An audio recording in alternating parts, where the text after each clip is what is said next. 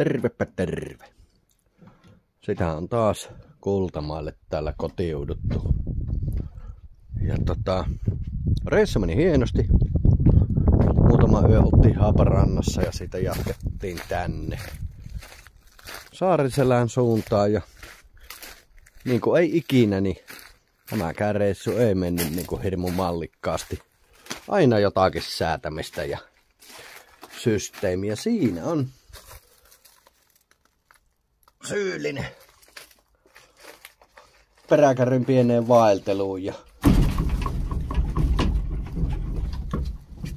sieltä on laakerit pikkusen pettänyt. Ei muuta kuin tämäkin reissu alkoi remontin korjuulla.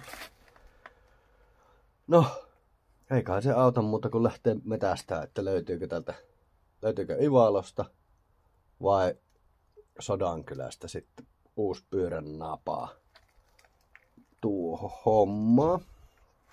Ei auta itku markkinoilla. Tämmöstä se on kullankaivua. Aina on jotakin rikki.